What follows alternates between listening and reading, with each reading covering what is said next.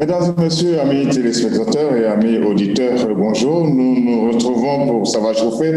Nous sommes aujourd'hui le 26 septembre 2020 et c'est une bonne date pour nous, une bonne date pour vous retrouver, c'est le week-end. Vous avez vaqué à vos occupations. Des fois, ça a été très difficile, d'autres fois beaucoup moins. En tout cas, nous souhaitons que ce rendez-vous se passe très bien parce qu'il y a une petite dose de musique qui rend cette émission agréable. Et puis, il y a ces débats animés par des dames, les Georgettes, comme on les appelle dans Ça va chauffer.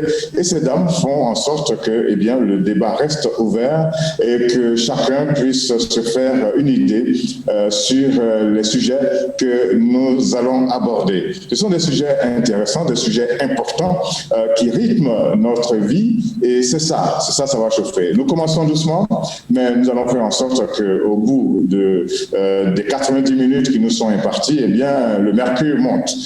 Je m'en vais vous présenter notre équipe. Je vais commencer par celle qui est le plus proche de moi parce que moi, je suis ici à Abidjan, dans les locaux d'un de nos partenaires, Côte Ouest, et je suis en compagnie de Pulchéri. Bonjour Pulchéri, elle est de l'autre côté, juste à côté. Bonjour Georges, bonjour à toutes les Georgettes. Voilà, aujourd'hui c'est le samedi le plus super du mois de septembre parce que je suis près du grand DG, c'est Georges Chaboté. Voilà, donc ça va vraiment chauffer aujourd'hui. C'est vrai qu'on n'est pas dans... C'est Georges et les Georgettes. Oui, voilà. Et je suis content donc j'espère que toutes les Georgettes vont super bien aussi comme moi. Oui, Pulchéri est venu de Bassam. Vous êtes normalement à Grand Bassam. Vous êtes venu spécialement pour l'émission ici à Abidjan.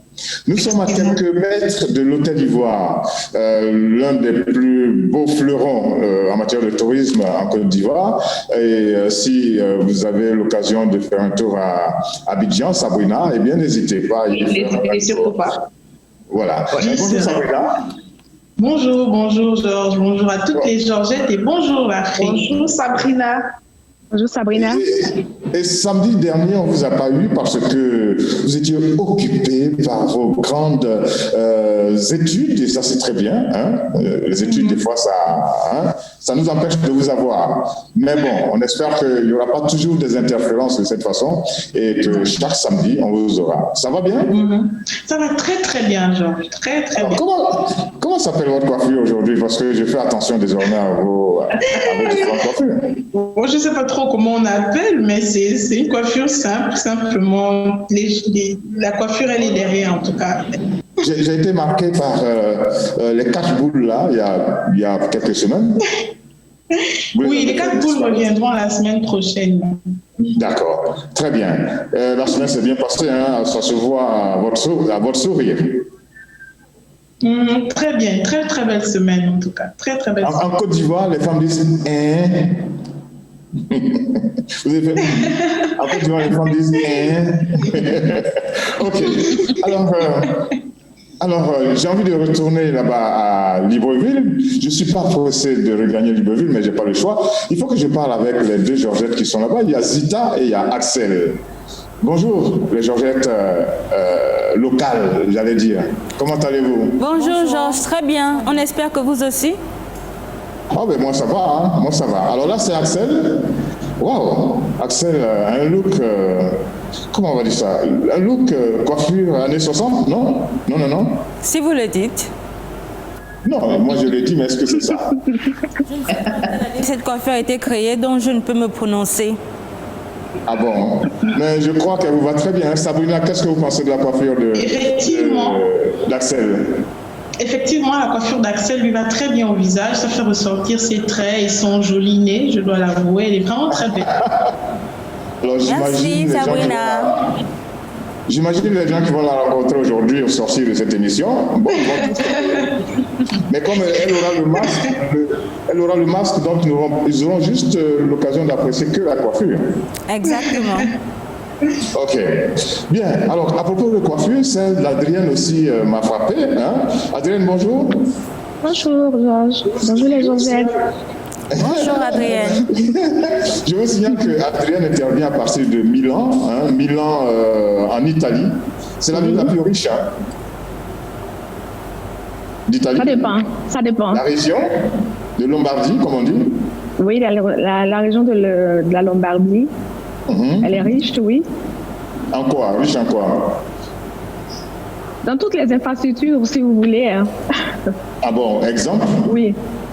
Exemple? Bah, actuellement, c'est la Fashion Week, donc c'est les défilés de mode avec toutes les grandes maisons. Et puis, bon, vous avez aux alentours les grandes maisons de production automobiliste, et tout ce que vous voulez. Il y a, comment on appelle, tous ceux qui produisent les grands fromages. Je ne sais pas si on peut faire de la publicité, non. Non, voilà, non, on est entouré, disons qu'on est entouré, la Lombardie est entourée de toutes des autres départements, mais qui font que bon, c'est elle qui devient la plus. Alors, moi je reviens à vous. Je reviens à vous personnellement. Vous avez une coiffure tout à fait particulière. Comment appelez-vous? Comment s'appelle cette coiffure? Je vois plus. Non, en fait, je me suis inspirée un peu du Prince de Bel-Air.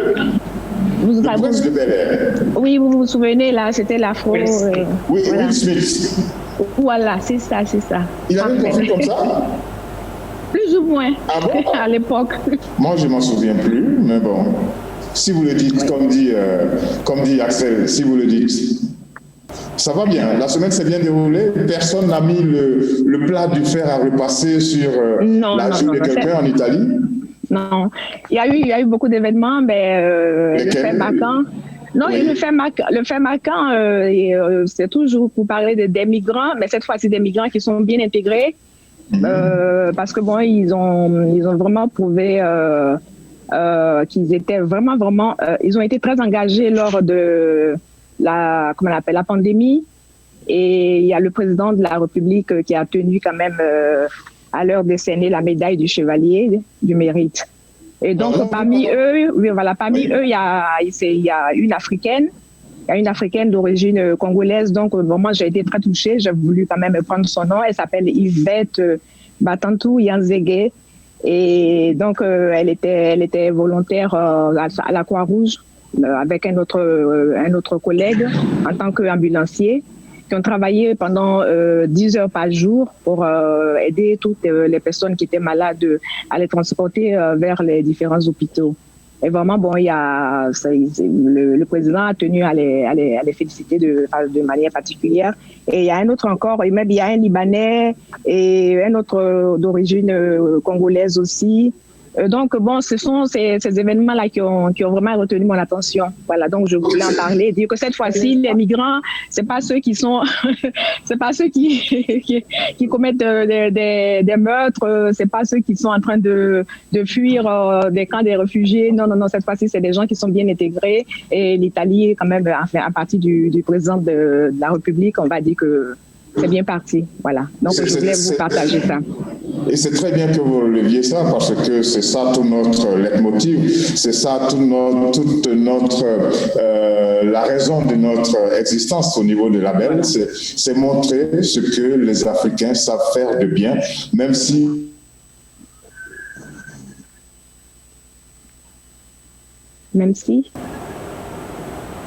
je ne vous reçois pas. Faut nous les montrer en photo, en image, pourquoi pas, parce qu'aujourd'hui, tout ça, ça marche bien. On pourrait leur dire un grand bravo, un grand merci. Bon, j'y avais pas pensé. Mais c'est pas grave, c'est pas grave. J'y avais pas pensé, sinon j'aurais pu, illustrer. On a retenu les noms. Alors, je vais retourner là-bas, au studio central, à Libreville. Je vous retrouve tout à l'heure à Libreville, pour parler maintenant avec Zita. Comment va Zita? Bonjour Georges, je vais bien. Ah, aujourd'hui, là, c'est chaud. Elles ont des coiffures d'enfer. Pulcherie, qu'est-ce que vous en dites? Moi, ce que je peux dire, c'est que c'est super joli. C'est joli, Axel, Sabrina et Adrienne, de belles coiffures. C'est joli. C'est à l'image de... Oui, c'est à l'image des Georgettes, donc c'est tout à fait normal. C'est très bien. Alors Zita, écoutez, on l'appelle la Belle TV. La Belle TV, c'est la Belle TV. Donc tout le monde voilà. Oui, comment elle l'appelle? Les Georgettes, c'est un label, n'est-ce pas? Ok.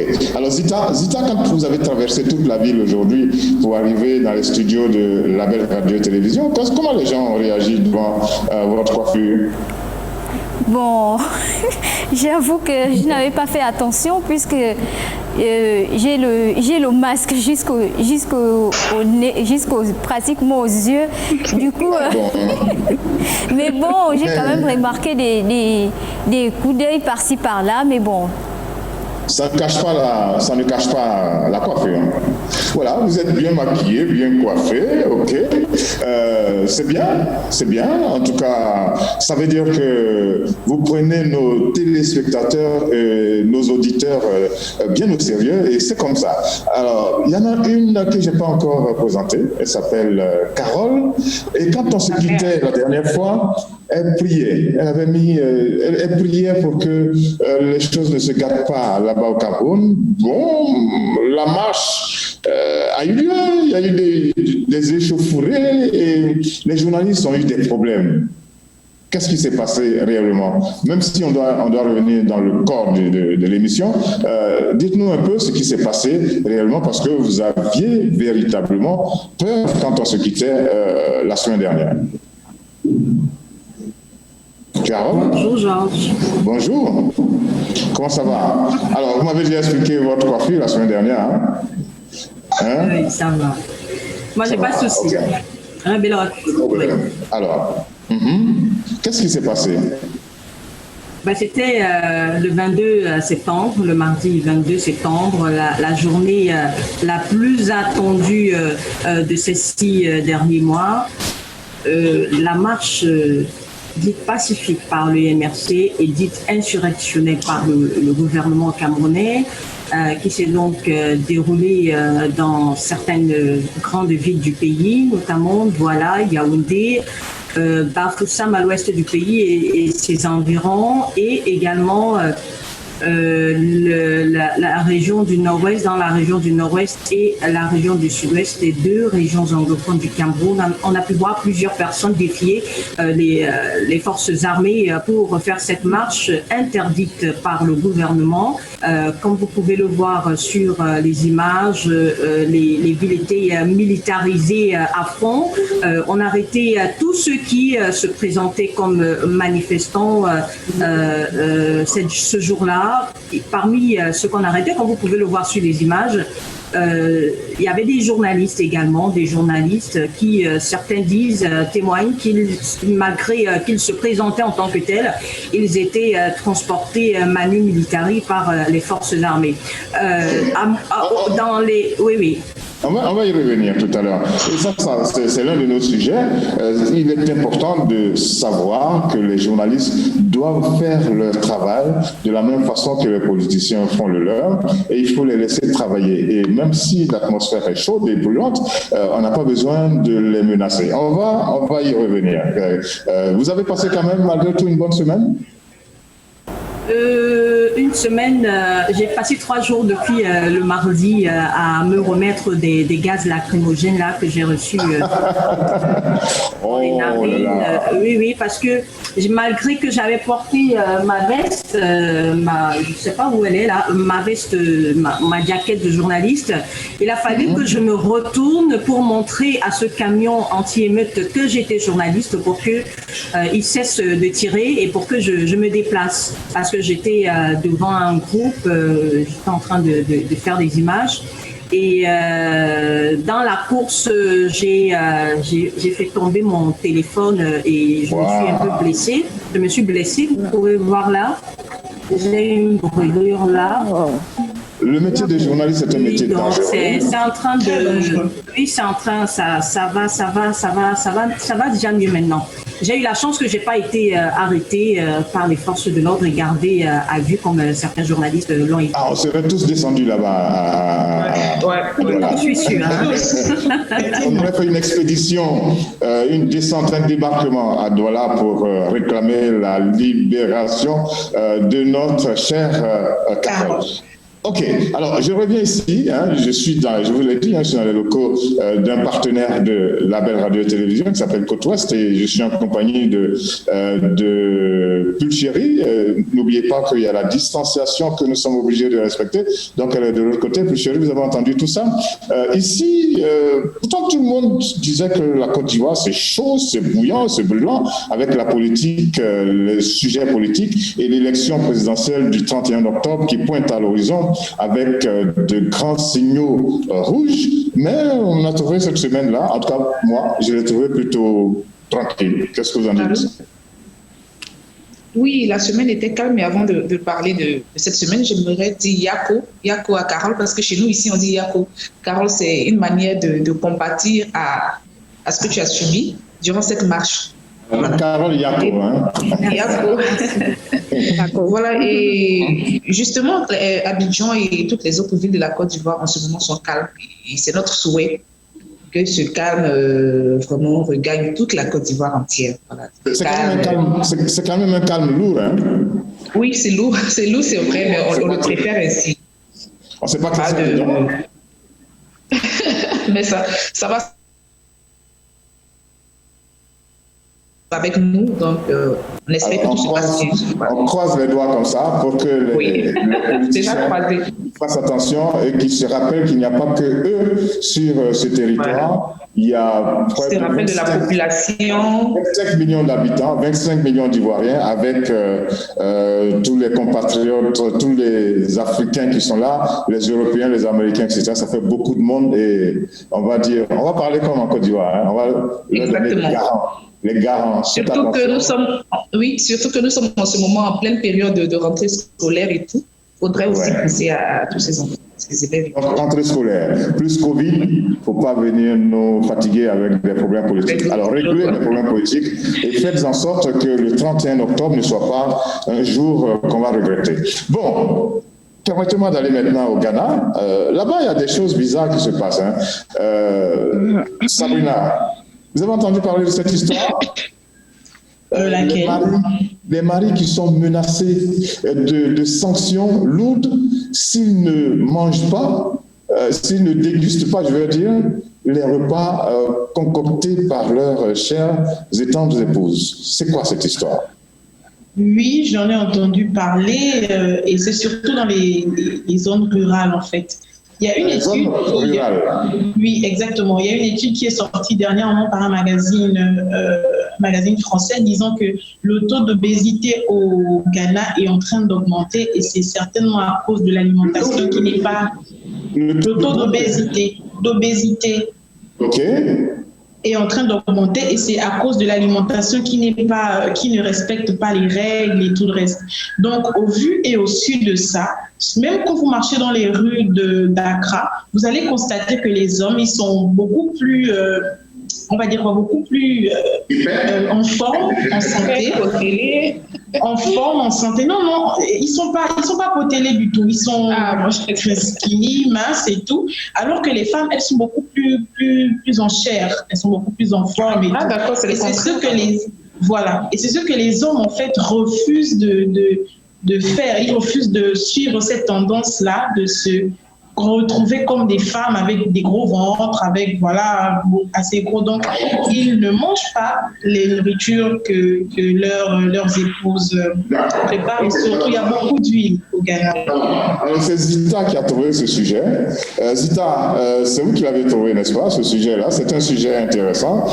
Il faut que les hommes, nous les hommes, nous mangions ce que nos épouses ont fait comme repas. Zita, vous êtes là? Oui. Vous nous suivez? Oui. Alors, OK. C'est un sujet important? Oui, c'est un sujet très important. Sauf que pour ma part, je trouve pas que si les hommes ne mangent pas la cuisine, la nourriture préparée par leurs épouses, il y a plusieurs raisons. Donc moi, je pense pas qu'on avait besoin de punir les hommes pour ça.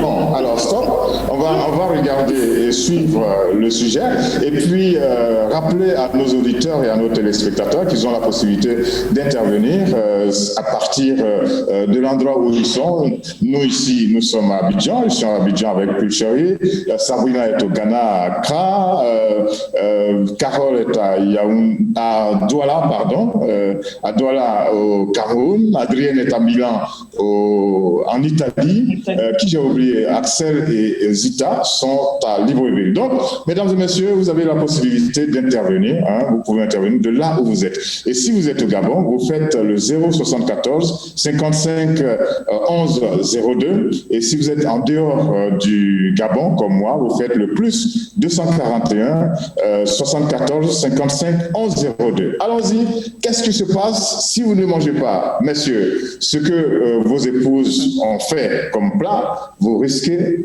d'être sanctionné lourdement. En tout cas, ça se passe au Ghana. Au Ghana, les hommes mariés qui refusent délibérément de manger ce que préparent leurs épouses se feront emprisonner, et ce pour 2 ans.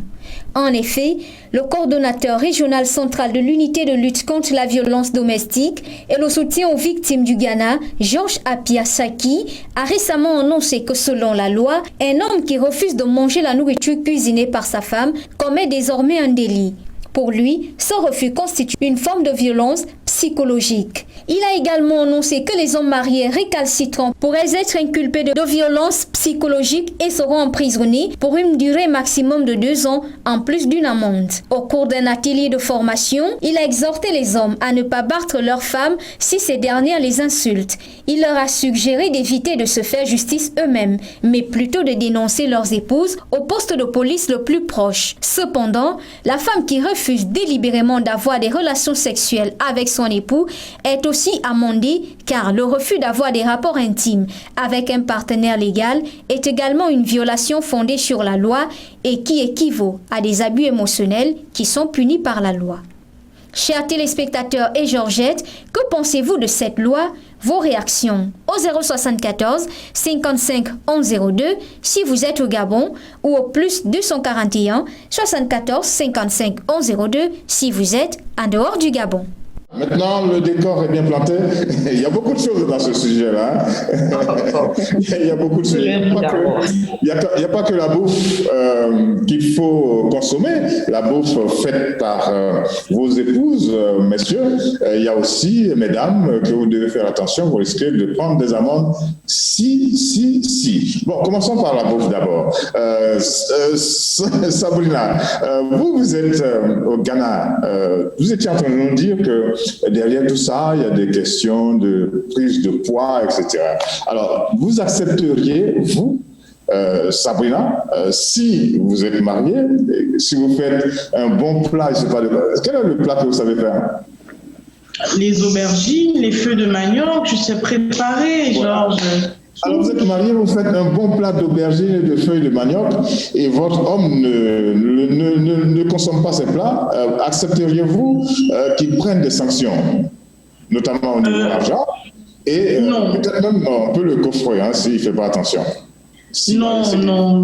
Non, je pense qu'on ne va pas en arriver là. Je ne vais pas accepter ça parce que il y a des jours où, personnellement, la nourriture qu'on fait à la maison, on ne veut pas la manger. On ne va pas sanctionner un homme parce qu'il a refusé de manger un plat 1 ou 2 fois. Ça arrive même à nous, les femmes, parfois, ce qu'on a préparé, on n'a pas envie de manger ça. Donc, pourquoi est-ce qu'on va offrir le chef de famille parce qu'il a refusé de manger un plat durant 1 ou 2 jours? Moi, je pense que c'est abusé quand même. Sabrina, s'il y a cette plainte, ce n'est pas 1 ou 2 fois, c'est récurrent. Il refuse de manger. Bon, maintenant, on en discute pour savoir, peut-être que c'est le goût qui ne lui plaît pas, peut-être que c'est la manière dont c'est préparé qui ne lui plaît pas, et que donc, si après discussion, nous avons réglé toutes les difficultés qui sont liées au goût ou à la préparation, et que toujours il ne mange pas, je pense que oui, il faut se plaindre. Mais pas qu'il soit coffré, il faut que, voilà, qu'il... soit qu'il paye une amende ou qu'il revienne sur de bons sentiments simplement. Mais de là à être coffré, je pense que c'est beaucoup trop parce que la responsabilité d'un père, personne ne peut l'assumer à la maison. Il faut qu'il soit là constamment. Donc le coffrer parce qu'il a refusé de manger, moi je pense que c'est quand même abusé. Alors, Pulchéri est en train de sourire, Pulchéri. Oui. Alors, votre homme, vous lui faites le meilleur plat, le meilleur kidjenou. On en profite pour voir les plats que nous avons dans nos différents pays. Le meilleur kidjenou. Le kidjenou, c'est quoi en fait, Pulchéri? Le kidjenou, je crois, c'est une soupe de poulet. Ça peut être du poulet, ça peut être du poisson, ça dépend. Ça dépend de la préférence. Mais alors, Gabon, moi, comme je viens... Un bouillon. Oui. Oui, un bouillon. Voilà, comme moi, je viens de l'ouest de la Côte d'Ivoire et Gagnon, c'est ma ville. Donc, chez nous, c'est la sauce graine. Voilà. La bonne sauce graine accompagnée de feuilles de tititi là. Avec on dit qu'on ne dit pas la sauce graine, on dit la sauce de la noix de palme. Oui, la noix de palme, ça c'est pour un peu agrémenté. Sinon, chez nous ici, c'est la sauce graine. Généralement, quand on dit graine, on sait déjà. Alors, donc, pour revenir au sujet, oui, revenir au sujet, un bon kidjenou, tu prends tout ton une temps. bonne sauce graine, comme on dit. Confectionner ce mets-là, et puis ton époux rentre, il ne mange pas, franchement. Oui, un bon photo, ça fait mal. Moi, il y a de quoi, moi, je suis pour cette nouvelle loi. Et vivement qu'on l'applique ici à Abidjan. Vivement qu'on l'applique chez nous à Abidjan, ça va calmer un peu les... Parce que les hommes, là, vous exagérez des fois. Ah bon? La dame, c'est que Sabrine a dit tout à l'heure, il nous arrive parfois, parce que nous, généralement, quand on fait la cuisine, c'est pas forcément pour nous, il y a pour l'époux et puis les enfants, généralement. Hein. Parce que nous, le fait de rester dans la cuisine et tout ça, c'est plus tard qu'on a l'appétit. Donc, vous imaginez, Georges, tu prends le mal, tu fais la cuisine, tout ça, et puis l'homme, il rentre, il ne mange pas.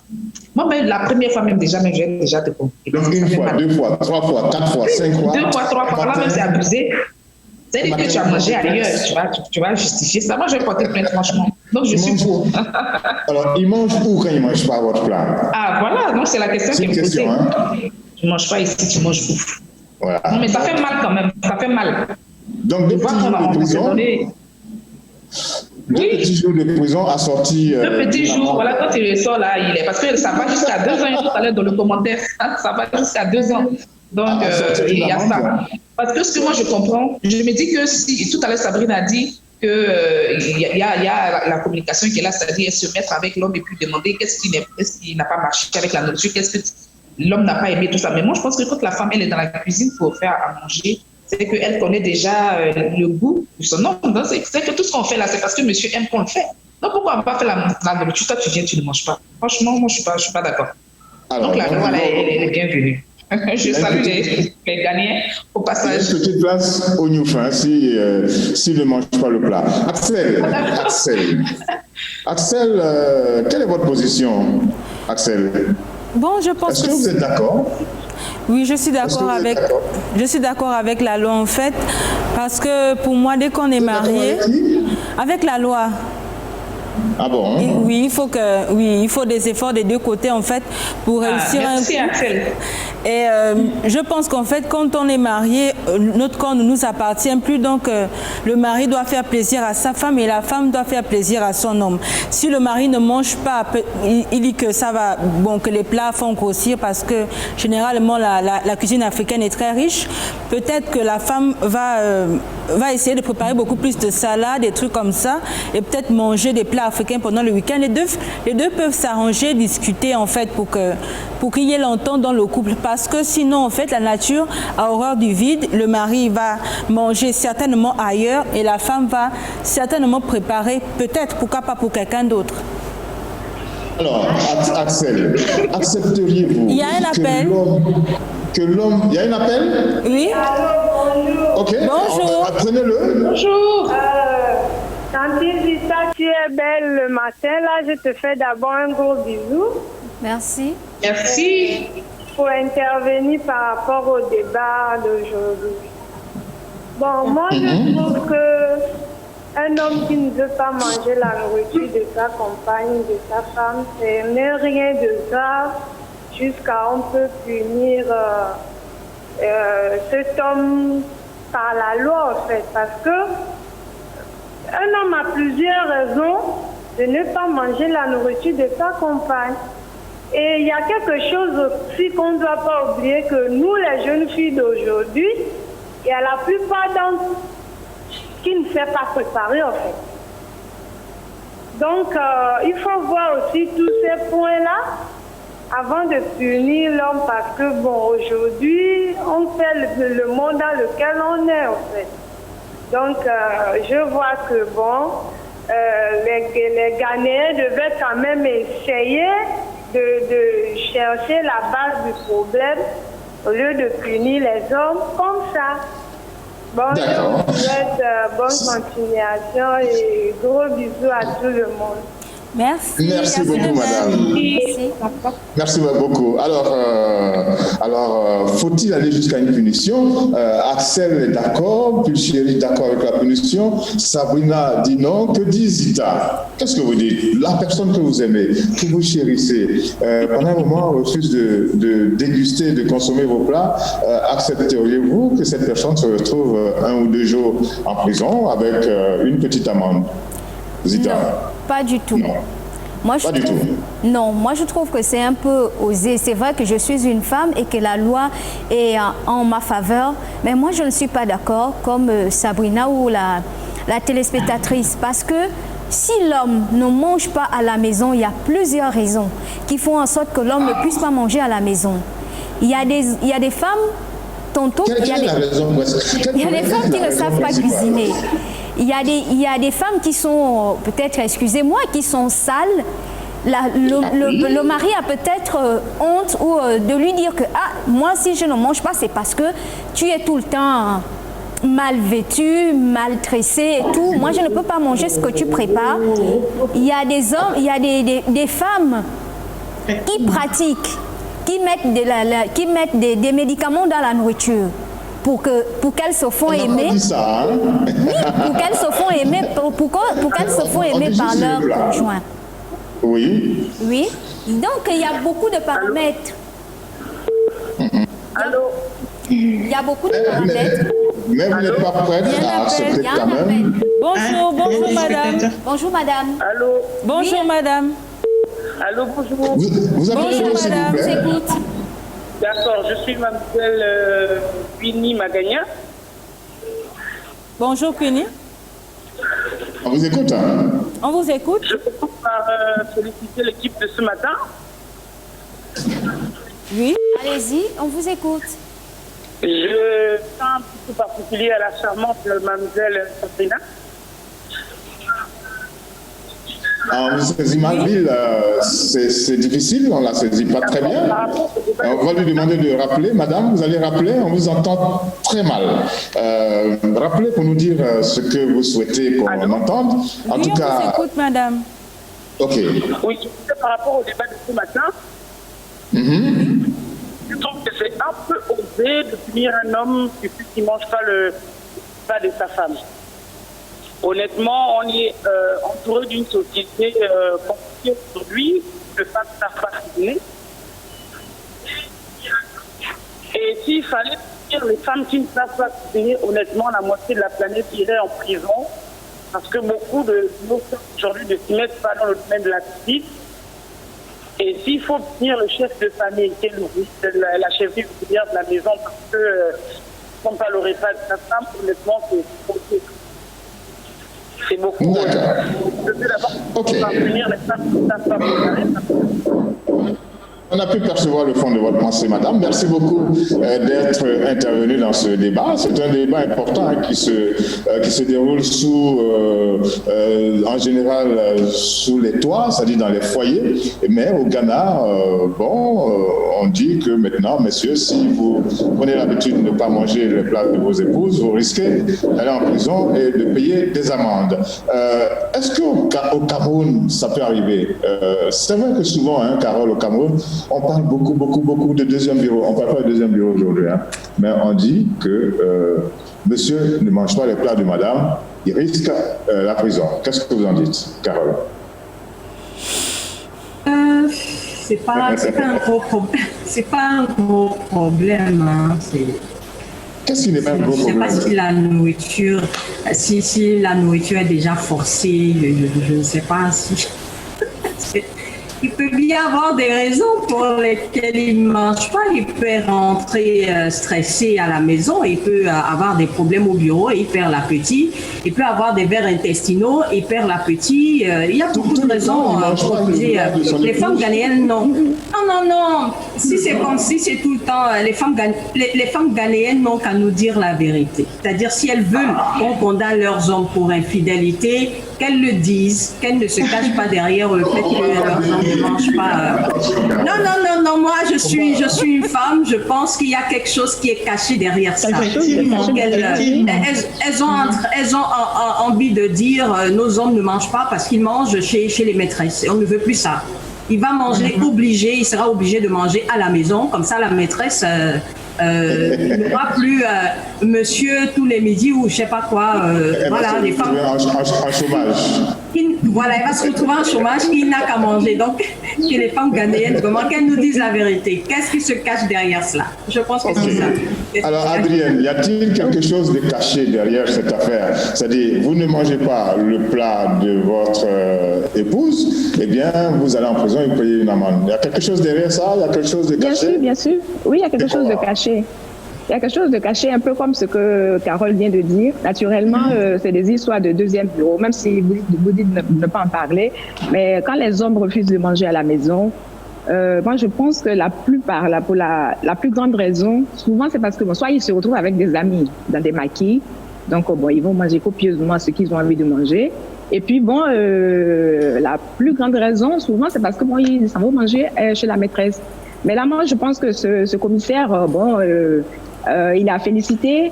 On doit même lui décerner une médaille aussi parce que cette loi-là qui est appliquée là au Ghana, là, moi, si je pouvais, je demanderais même qu'elle soit. Oui, bonjour. Bonjour. Moi, j'ai mon avis. J'ai mon avis à vous donner. C'est-à-dire que si je ne mange pas à la maison en tant que maître de la maison, ça veut dire que j'ai constaté quelque chose d'une trahison. Et que j'ai peur peut-être de divorcer à ma femme ou bien que je dirige. J'ai réfléchi de quoi il s'agit, comment je vais prendre le problème. Vous imaginez que je viens de surprendre ma femme avec mon meilleur ami ou bien avec mon collègue, ou bien j'ai arrêté un message, même si elle a préparé la maison, je ne peux pas manger. Il faut que je réfléchisse, je peux même dormir comme ça, il n'y a pas que la maîtresse dehors, il y a beaucoup de critères. En tout cas, c'est un peu mon point de vue. Mon prénom, c'est Patrick Justin, je suis du côté de Mwanda. De Mwanda. Et vous êtes donc au Gabon. Voilà, vous voyez, Adrienne, il n'y a pas que forcément une affaire de deuxième bureau, hein, Carole. Ce n'est pas forcément une affaire de deuxième bureau. C'est pas forcément une histoire de deuxième bureau. Excuse-moi, Carole. C'est pas une histoire de forcément une histoire de deuxième bureau. Mais moi, je pense que c'est vrai. C'est parce que beaucoup de femmes ont dû se lamenter. Et lui, il essaie quand même de mettre les choses, en fait, de mettre de l'ordre dans cette situation. Parce que c'est difficile. En Afrique, on voit un peu comment nos mamans se fatiguent. Je veux dire, les cuisines à l'africaine, il faut aller casser le bois, piler le couteau, aller faire les courses et tout ça là. C'est tellement difficile. Et puis l'homme que tu attends, il rentre à la maison, il peut pas manger la nourriture, il ne veut pas, et puis le plus souvent, nous savons comment nos hommes se comportent. Ils vont pas te dire la vérité. Ils vont pas te dire la vérité. Non. Donc il y a peut-être une dizaine de femmes qui se sont lamentées. Et puis quand c'est comme ça, les rapports commencent à s'effriter. Et qu'est-ce qu'on fait? C'est les divorces qui vont venir après. Donc, peut-être que lui, c'est sa façon à lui de pouvoir venir en aide. Et puis, il est très équitable parce que même quand il veut condamner les hommes, c'est vrai aussi qu'il dit qu'il condamne les femmes si elles refusent d'avoir des rapports sexuels avec leur mari. Donc, c'est tout. Je crois que c'est un problème de société qu'il faut revoir, surtout en Afrique, parce que il y a quand même un laisser-aller. Ici, ça ne se passe pas comme ça. Ici, les familles, même si elles sont toutes petites, on attend midi. Si midi, on peut pas, les conjoints peuvent pas rentrer. Mais le soir, si c'est 19h30, 20h, on essaie de se retrouver à table, forcément. Même s'il y a des problèmes devant les enfants, on va essayer d'écarter, mais on va manger ensemble. Bien. C'est noté. Georges. Oui. Pour revenir un peu à notre intervenant qui a appelé tout à l'heure du Gabon, a dit merci d'ailleurs. Vous voyez, il a dit qu'il n'y avait pas seulement le souci de maîtresse ou de deuxième bureau, il y avait d'autres soucis. Donc moi, je pense que quand il y a un souci, justement, le repas est le moment propice pour parler. problème-là. Donc, à table, ça ne t'empêche pas. Oui, parce que la dame, elle s'est tuée pour faire un bon repas, on mange et puis on discute des problèmes qui sont là. Donc, évitez les hommes. Hein, vous appelez la question. Bon, d'accord. OK. Donc, je pense que les hommes ont pris bonne note. Ils vont faire très attention. Bill Mangué, c'est lui qui pilote cette émission, en compagnie de Pape Diouf et de Sila Youssouf Sébastien. Je m'en tiens à ces trois personnes-là déjà, hein, qui pilotent l'émission. Alors, messieurs, faites attention. Quand vos épouses ont fait bien la cuisine, se sont fatiguées pour faire le repas, eh bien, mangez-le, dégustez-le, sinon, si vous êtes au Ghana, vous allez en prison. Bon, on vous propose de la bonne musique maintenant, de la bonne musique avec un garçon qui s'appelle Stonebwoy. Axel, Stonebwoy, ça vous dit? Oui, ça me dit. Alors, lequel des morceaux vous souhaitez que l'on passe? Nominate. Nominate. OK, alors c'est une décision. Exécution, Bill, Pape et Sila. Exécution. Voilà, j'espère, mesdames et messieurs, que cet intermède musical vous a plu. C'était pour marquer un peu la fin de ce débat sur ces hommes qui ne consomment pas, qui ne mangent pas les repas faits par leurs femmes et qui risquent désormais au Ghana la prison. Et puis, c'est l'occasion pour nous de saluer Nogueil Sec à Dakar, qui a mangé on ne sait pas quoi et qui est encore malade aujourd'hui. Nogueil, on vous souhaite de vous rétablir le plus rapidement possible. Et puis, beaucoup de courage à notre autre Georgette, se trouve à Kinshasa. Elle s'appelle Maître Josepha Komboulou. Elle est très, très, très active dans tout ce qui est vie sociale au Congo, en RDC, et donc des fois, eh bien, cela fait qu'elle n'est pas présente sur la feuille des Georgettes, la feuille de la composition des Georgettes, mais on lui souhaite beaucoup de courage et dès qu'elle peut, eh bien, elle se remet avec nous. Alors, il faut dire aussi qu'il y a une autre Georgette que vous n'aviez pas l'habitude de voir, mais que vous voyez sur d'autres programmes. Marie-Paul Domina, eh bien, nous a quitté. Elle est partie en France, elle est partie pour continuer ses études. Nous lui souhaitons beaucoup de chance, beaucoup de courage, mais elle nous laisse quand même en héritage son zigzag, repris maintenant par Zita.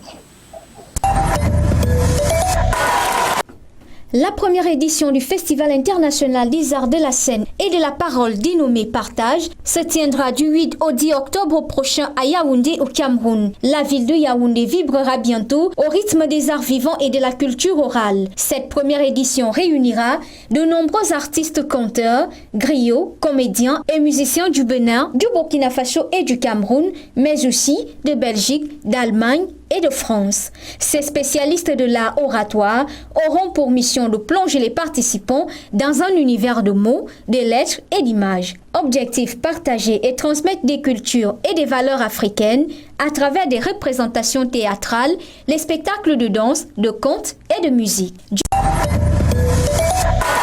Du côté de la Colombie se déroule depuis 2 ans le festival Guido Africa qui récompense les meilleures productions d'Afrique et de sa diaspora. Fondé par Wilfried Massomba, cet événement permet de mettre en lumière les liens profonds qui unissent la Colombie et l'Afrique. Pour l'édition 2020, le film Bablinga est un des courts-métrages en compétition. Son réalisateur franco-burkinabé, Fabien Diao, aborde la question du retour au pays, marqué par un père qui ne cessait de répéter qu'il retournerait au Burkina à un moment de sa vie. Fabien Diao pose ainsi avec justesse des mots sur des difficultés majeures de l'immigration, partir ou rester. Le festival Nuit d'Afrique organise jusqu'au 20 octobre au Complexe des Jardins à Montréal une exposition retraçant les hauts faits d'armes de ce rendez-vous culturel montréalais. Intitulée Les visages de Nuit d'Afrique, l'exposition photographique inaugurée dimanche se veut en hommage aux artistes africains, dont des grandes signatures de la scène internationale qui ont marqué leur passage dans la métropole québécoise. L'exposition nous plonge ainsi dans les souvenirs des 33 années d'un festival qui aujourd'hui a pignon sur rue. Garbahu dit L'envol des racines est une exposition événement à Rabat au Maroc. Le musée Mohamed VI d'art moderne et contemporain a inauguré ce lundi une exposition événement en hommage à Djilali Garbahu, précurseur de l'abstraction lyrique et gestuelle et l'un des fondateurs de la modernité artistique au Maroc. Toujours au Maroc, la Vague Blanche est un projet d'exposition et de rencontre entre une nouvelle scène d'artistes marocains, des chercheurs universitaires et des critiques d'art concernés par la question de l'art contemporain au Maroc aujourd'hui. Rendez-vous ciné avec Aïgo, jeune mère célibataire du sud de Madagascar, ne parvient pas à payer la scolarité de sa fille. Une compagnie de danse de la capitale lui propose un contrat à l'essai. Aïgo saisit cette chance, quitte sa famille et monte à Tananarivo. Elle n'a que quelques jours pour apprendre une danse qu'il est totalement étrangère. Et enfin, Alternative tout couleur est un événement culturel qui se déroule du 24 au 25 septembre 2020. Rendez-vous dans les quartiers nord de Toulouse pour une rencontre sensationnelle en 2 temps. C'est tout pour ce zigzag culturel. On se donne rendez-vous samedi prochain.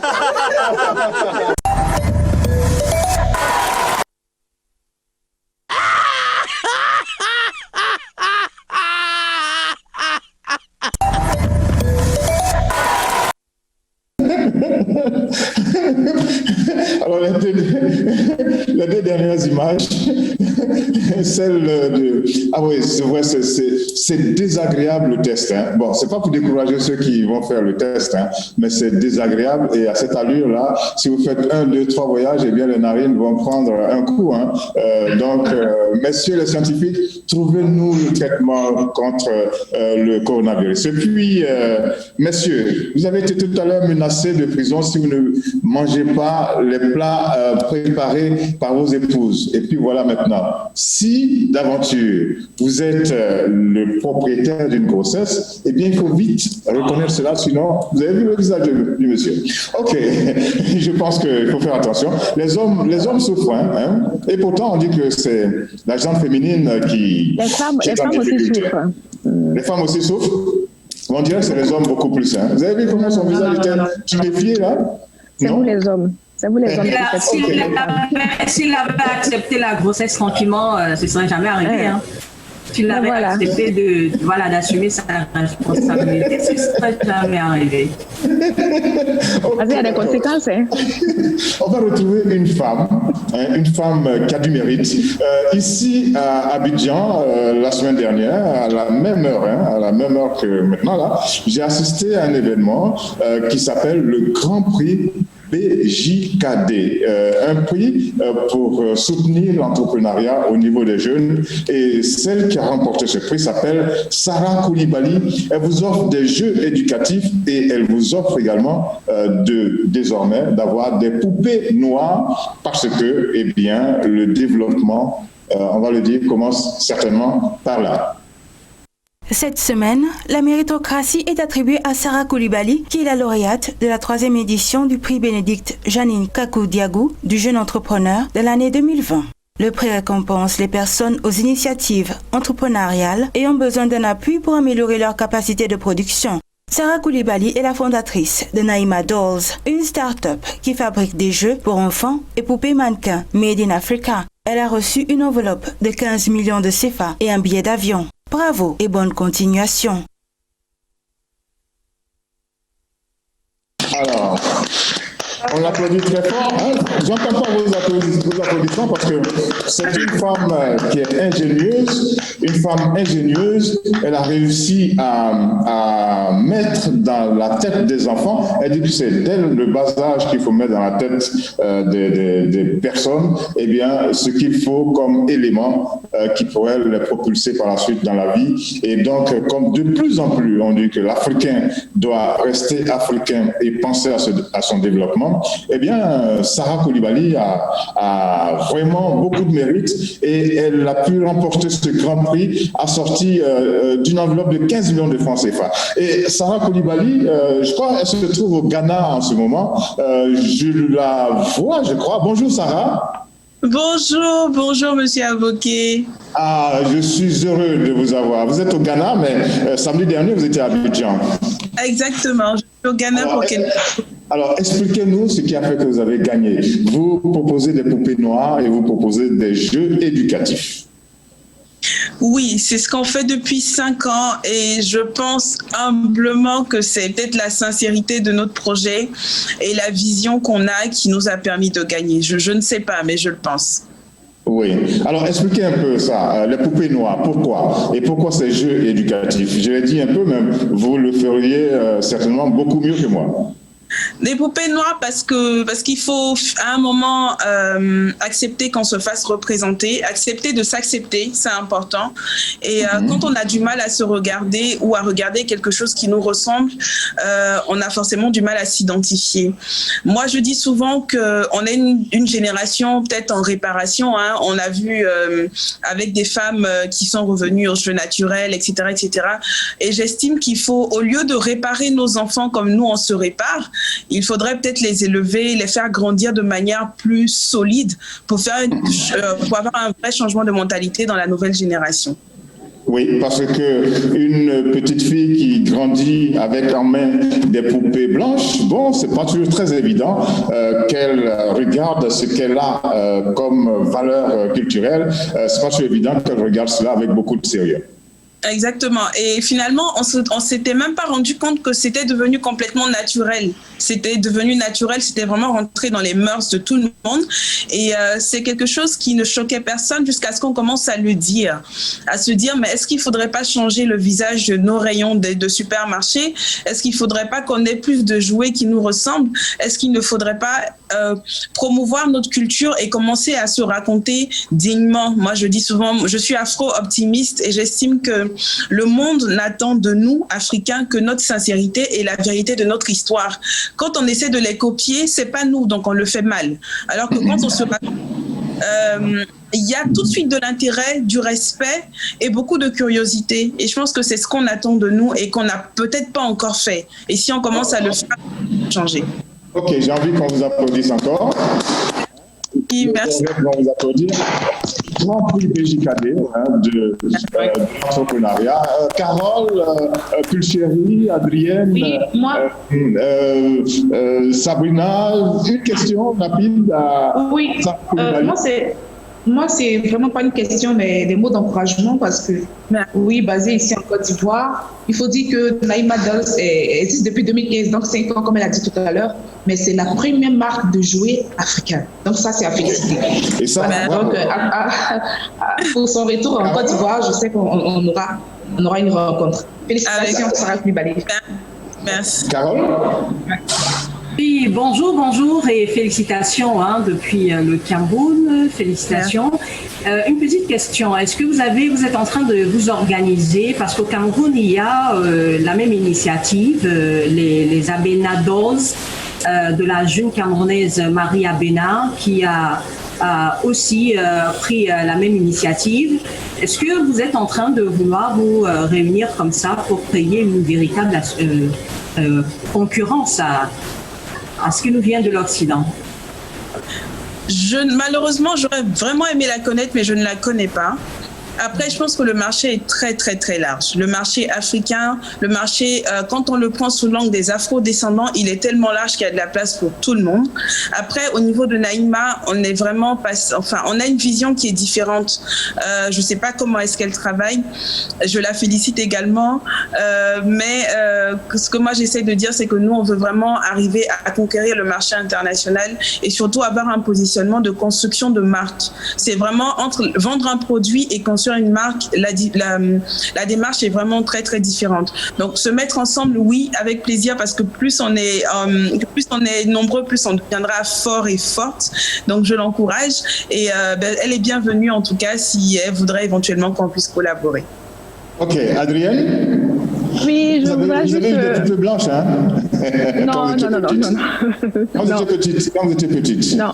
Quand j'étais petite, non, je n'ai pas eu de poupée blanche. Pas de poupée. Ok. Question quand même Non, je voudrais juste l'encourager et lui dire que vraiment que ce projet atteigne vraiment le niveau international parce que, juste pour attirer son attention, il y a Serena Williams, la grande championne de tennis, qui a sa fille d'à peine 3 ans, mais depuis qu'elle est née, elle n'a fait que lui offrir que des poupées noires. Malgré que son mari soit blanc, mais elle lui a offert des poupées noires. Donc, moi, c'est voir une de nos sœurs avec un projet fantastique comme ça, je souhaite que ça explose au niveau international. Voilà. Je vous souhaite beaucoup de bonheur. Voilà. Alors, et que Serena puisse offrir les poupées africaines à sa fille. Merci. Alors, Sarah, vous êtes dans quelle ville du Ghana en ce moment? Je suis à Accra pour le mariage de ma mère. Alors, vous aurez la possibilité peut-être de rencontrer Sabrina. Sabrina, vous avez la possibilité de rencontrer Sarah, notre grande lauréate du prix BJKD, parce que Sabrina intervient à partir d'Accra. Sabrina, vous pouvez parler avec Sarah. Exactement. Sarah, félicitations déjà et enchantée. Je loue l'initiative et j'aimerais savoir, dans les games, ici, game au mall, il y a des poupées noires. Ce sont vos poupées? Je n'ai même pas encore été là-bas. Donc, sur le marché anglophone, donc africain anglophone, on n'a pas encore de représentation, pas du tout. On est vraiment principalement marché africain francophone et européen. Donc c'est là. Je pense que vos produits seront les bienvenus ici parce qu'il j'ai vu déjà des poupées noires, mais je pense que d'autres seront les bienvenus simplement. Et encore félicitations, Sarah.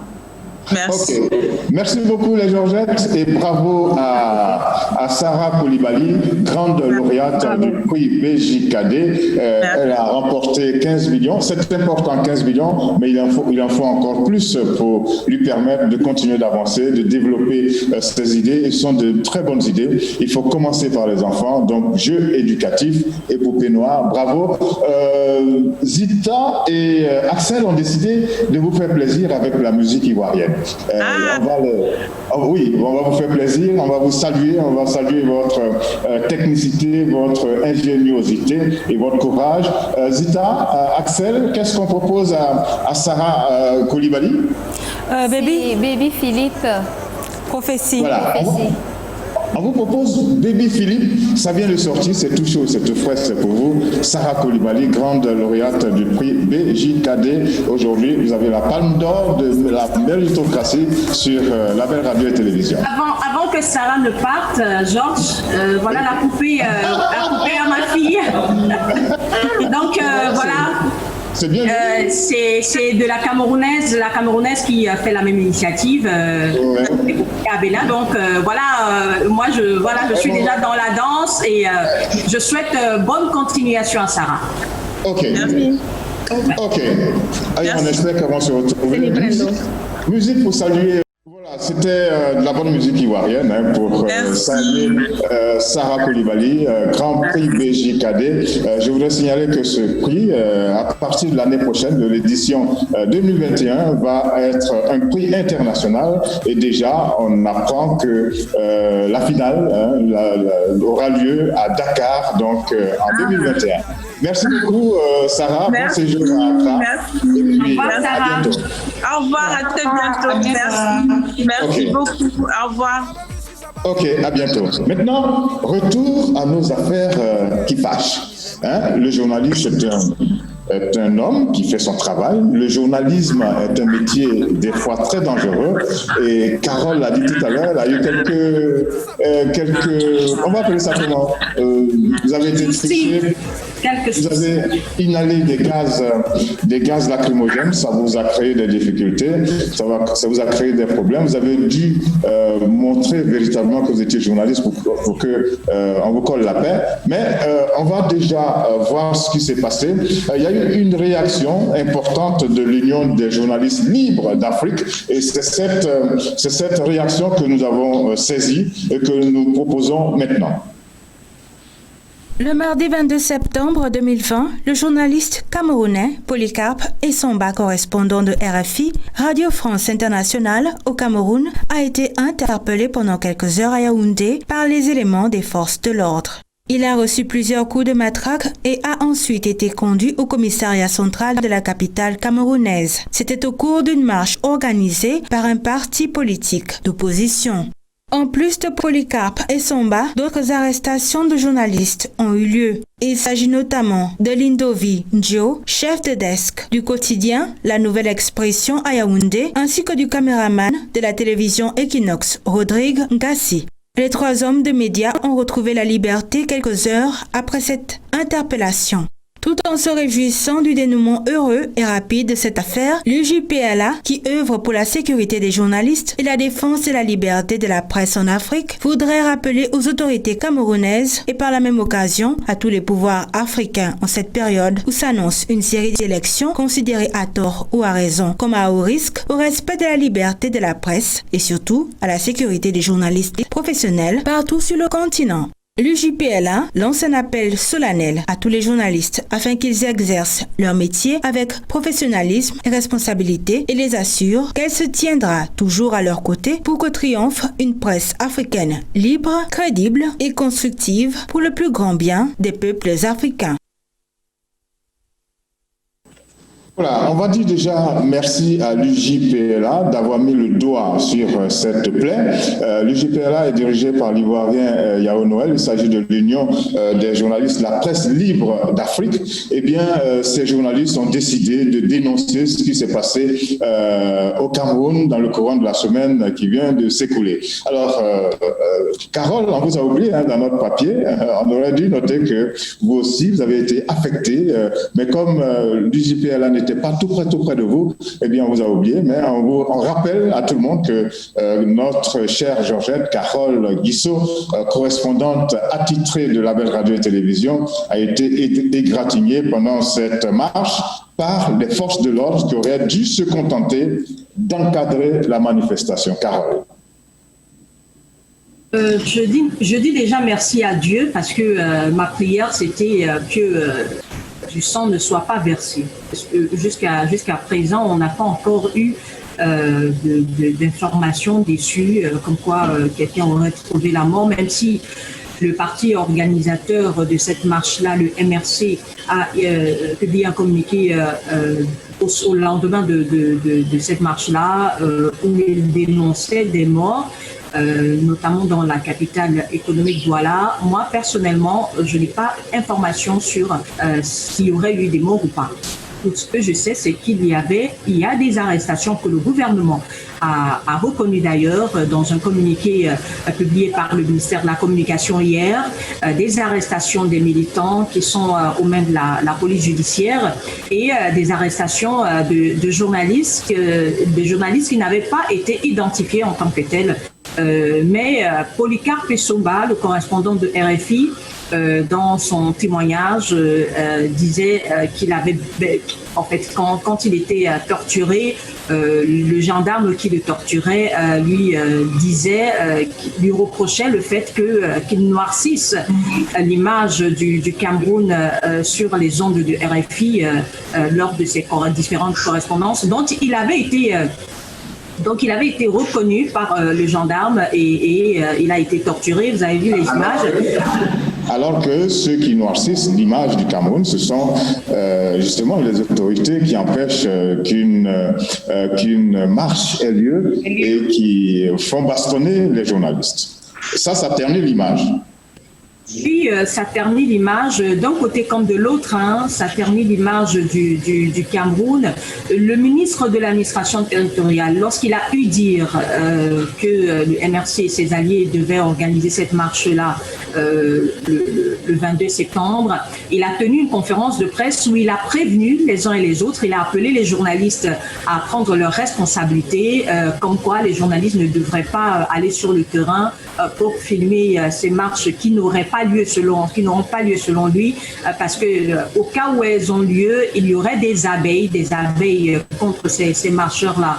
On a donc sorti l'arsenal militaire pour contrer cette marche-là.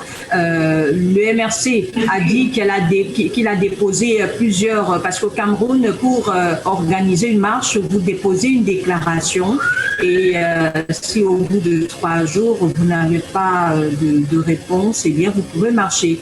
Donc, qui ne dit rien consent, mais le gouvernement avait interdit ces marches-là et prévenu tout le monde de ce que les marches seraient reprimandées par les forces de l'ordre. Donc, on a eu des journalistes emprisonnés, comme vous l'avez vu dans le reportage, des journalistes emprisonnés. Il y a certains qui étaient ici à Douala, dans la capitale économique. Les commandants de brigade demandaient juste leur carte de presse pour pouvoir les libérer. Ceux qui étaient membres de mon syndicat, par exemple. Je suis cadre syndical au sein du syndicat national des journalistes du Cameroun qui a condamné ces arrestations-là. Ceux qui étaient membres de notre syndicat et qui n'avaient pas leur carte sur eux, nous sommes juste allés remettre les cartes au commandant qui les a libérés après identification. Ok.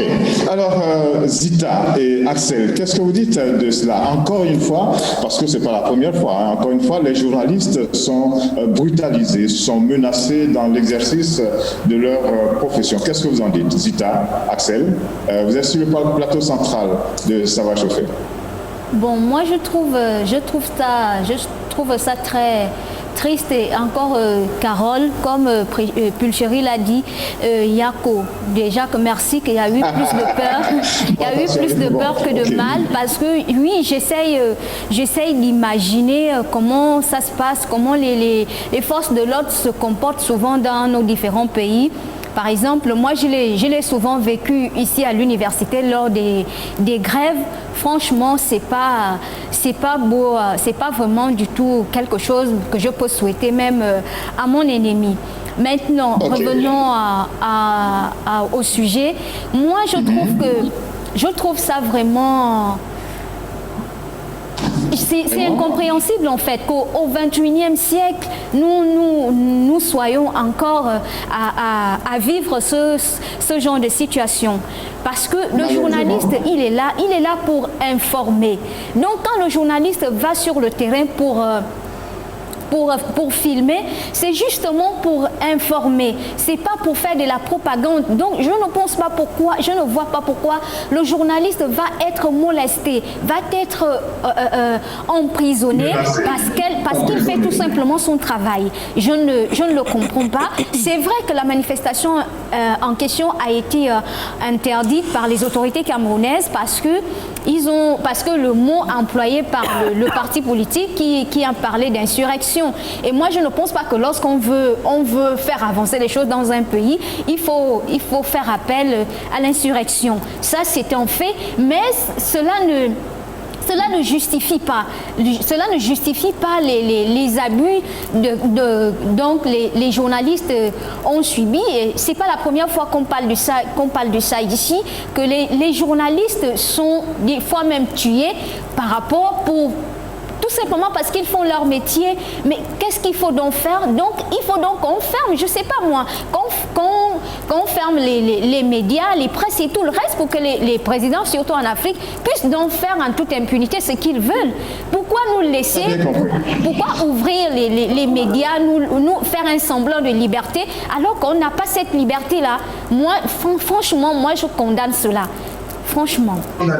C'est bien de condamner et c'est bien d'avoir pris cette position. Ce n'est pas normal. Le journaliste, ce n'est pas lui qui organise la manifestation. Il vient pour rendre compte et on n'a pas à s'en prendre à lui. Et juste à côté de vous, Zita, il y a Axel. Quel est votre sentiment devant ce genre de spectacle, de journalistes toujours bastonnés, menacés, emprisonnés, des fois pour des raisons fallacieuses? En fait, ça me fait penser à un cours qui s'appelait Médias et société, ce que le rôle des médias dans la société, et que des autorités dans certains pays payaient les médias pour leur donner une bonne image, en fait. Et je ne comprenais pas, je me demandais, mais pourquoi payer des centaines de milliers de dollars pour avoir une bonne image, alors qu'on peut travailler pour avoir une bonne image? Donc, en fait, comme Zita l'a dit, on vit dans le mensonge, on cache la vérité. pour que les gens pensent du bien de nous, en fait. Le plus important, c'est ce que les gens pensent de nous.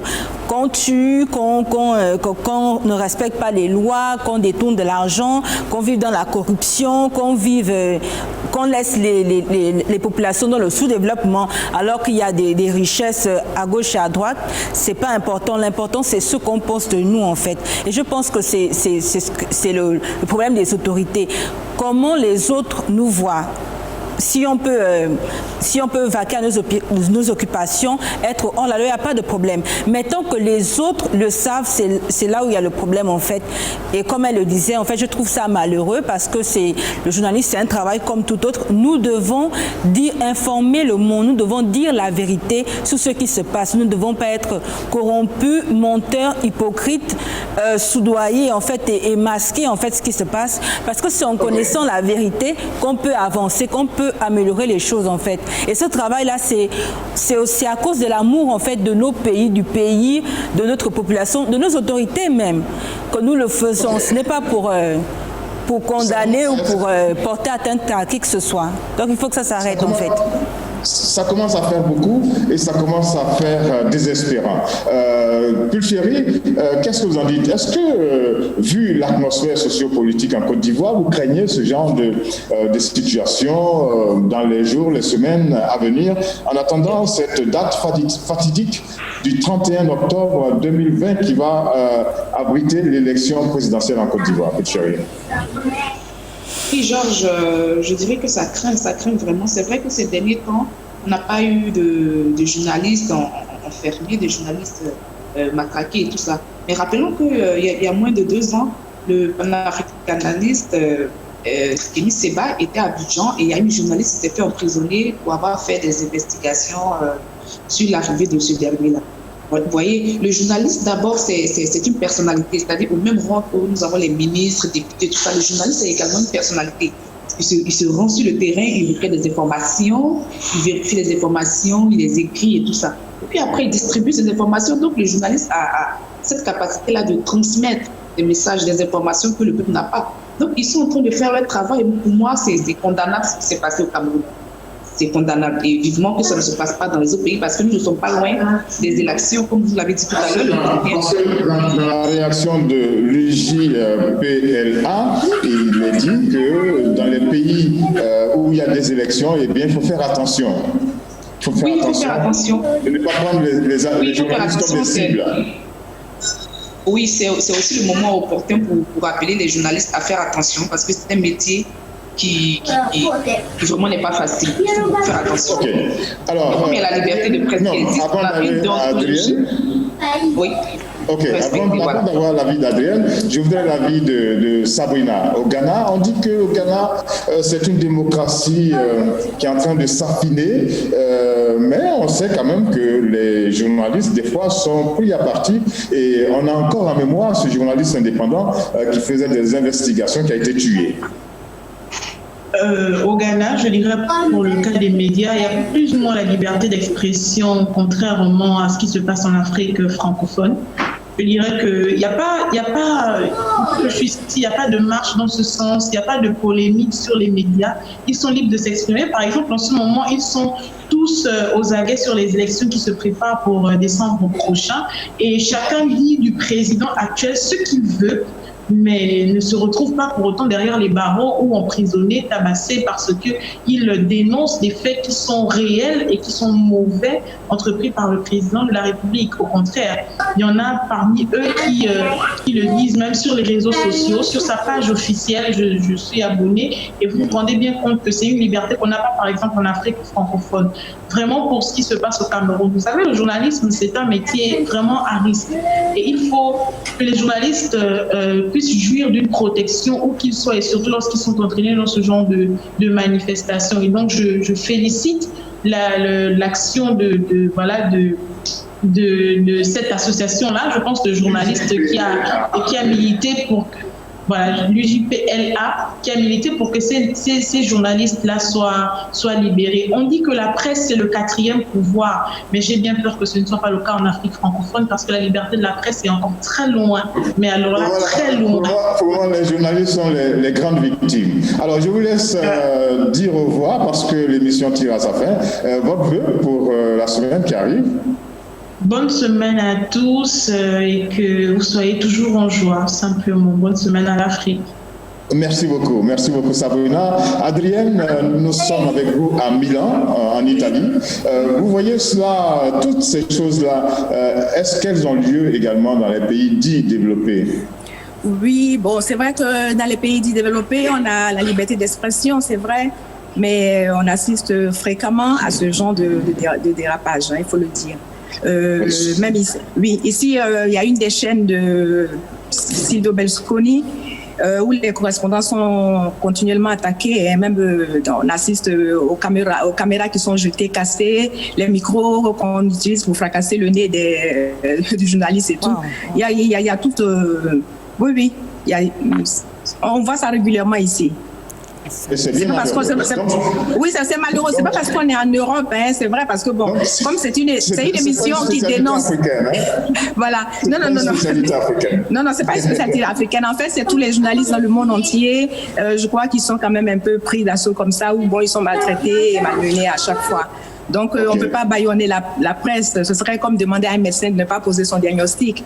Donc, voilà, c'est à condamner. Et puis, voilà. Ce serait comme essayer d'empêcher l'air de circuler. Mais voilà. Alors, je vous souhaite un très bon week-end. Merci pareillement à vous et bonne semaine aussi. Bisous à toutes les Georgettes. Merci beaucoup. Bon week-end. Bon week-end à Axel. Bon week-end à Zita. Bon week-end à Carole. À qui j'ai pas encore dit bon week-end? À qui? Voilà. On va... Wow. Nous sommes ensemble. Voilà. Nous allons boucler ensemble cette émission culturelle. Bon week-end à toutes les Georgettes, Zita, Axel, au Gabon, Samir Kanga. Oh, wow. Tu as de la chance, plus chérie. Tu as de la chance, plus chérie. Oui, vraiment. Tu as de la chance. Adrienne, bon week-end à vous. Gros bisous. Merci. Bon week-end. Ok. Un prompt rétablissement à Nogueil, hein? Oui, prompt rétablissement à Nogueil. Et pour que les choses se passent bien, je traduis tout ce que vous avez dit en musique. Hein. Nous avons choisi l'une des plus belles voix du Gabon. Elle s'appelle Nadège Mbadou. Ceux qui ne la connaissent pas vont la découvrir. C'est un délice de la regarder et de l'écouter. Merci beaucoup à vous toutes les Georgettes. Merci beaucoup à vous, amis auditeurs et téléspectateurs. On était à Abidjan, mais cette émission est éclatée sur le continent et elle va même au-delà du continent jusqu'à Milan en Italie. Merci encore et à bientôt. Bon week-end, bonne semaine.